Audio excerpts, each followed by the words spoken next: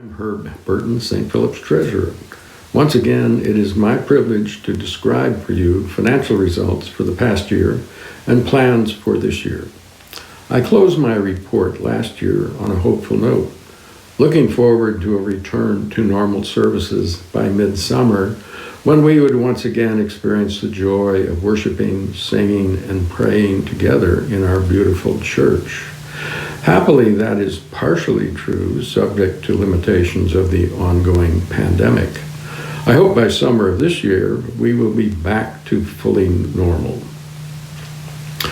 2021 ended up being a year of substantial financial challenges. The beginning school, a major source of income for many years, about $57,000 a year, closed. New unplanned expenses were incurred to prepare for a replacement of the school. Other income from the use of our facilities, for example, clay classes, was gone. Other facilities income in the past produced about $60,000 to $70,000 a year. Loose plate income from regular Sunday services was substantially reduced by about $25,000. Additional expenses were incurred to continue to support and improve the streaming and recording of Sunday and other services. Fortunately, the PPP grant that St. Philip's received in 2020 helped fund the lost income and unplanned expenses. As I described last year, that grant was $166,138 and was set aside in anticipation of needs in future years. It has been very welcome during the last 2 years, especially 2021. God works in ways that continue to surprise us. What has continued and helped sustain St. Philip's was the strong financial support by you, the parishioners. The pledges you made in November of 2020 were 97% fulfilled. Thank you for your strong and continued support of God's work, both within the parish and outside continues. Outside the parish, St. Philippians provided strong support for the Afghan Refugee Fund, St. Andrew's in Glendale, Cruzando Fronteras, St. Philip's Food Pantry, and more. A comparable strong level of support will be necessary this year. If you haven't pledged yet, please do so.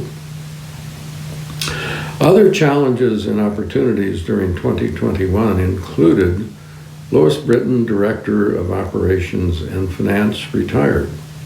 At year end, Anthea McCarty, our bookkeeper, resigned. These resignations, along with the resignations of 2 clergy, required a major reorganization of clerical staff and staff responsibilities. What has been done in response to the challenges to prepare for the future? Well, as John Bramond reported, a new school, the Catalina Hills Preschool and Kindergarten, opened, replacing the beginning school. In order to help them get started, we have deferred their rent during the spring this year. We anticipate income from the school will begin in the fall of 2022.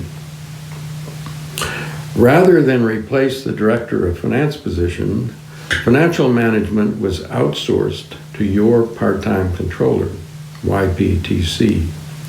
YPTC is a nationwide financial management enterprise that serves only nonprofit organizations, including churches. The part-time controller assigned to St. Philip's, David Dobbs, and his manager have extensive experience in church and diocesan-level financial management. Their office is located in Phoenix, so they are available for on-site meetings if needed. We also engaged a new auditing firm, Bailey, which has extensive experience working with YPTC. Their offices are also in Phoenix. After consultation with our diocesan treasurer, We will be changing to cash-based audits rather than full GAAP audits in the future. This will eliminate work that was not helpful to us and will simplify our audits. Major changes to our financial management systems to enable paperless processing are being implemented that will save us time and expense, as well as much paper. Other accomplishments include completion of the 2018 audit and substantial work on the 2019 and 2020 audits. With the uncertainty facing us, we have planned for a standstill budget again. I believe that is prudent and even necessary in these uncertain times. The checking account balance continues to be adequate, better than many previous years, and is currently at about $285,000. While the average pledge has increased substantially the last few years, the number of pledges has not. Total contribution income, primarily from pledges, the last 2 years has been about $1.2 million and will probably be about the same this year. As of now, there are many members who pledged last year that have yet to pledge this year. The number of families and individuals that pledge are a minority of the members of St. Philip's. Pledges are not a contract, but an intention. They help us plan and manage the budget. So please pledge, please pledge. Our congregation includes a large cohort of elderly members, many of whom pledge. This implies an additional decrease in the number of pledges. There has been an encouraging increase of new young families, but the challenges will continue. St. Philip's invested funds are held at a separate institution from our checking and short-term savings accounts. The invested funds include endowments, restricted and designated funds, and unrestricted funds. Questions about the funds will be addressed at the meeting on February 12th. The balance of the general investment fund, which backs up our operating and fund, consists of restricted and unrestricted balances and currently is valued at about $319,000. Our statement of financial position, that is our balance sheet, improved substantially with the addition of a $1.6 million bequest, as well as increases due to the strong stock market. At the year-end 2021, our investments totaled $3,792,641, an increase of almost $1.8 million, about 190%.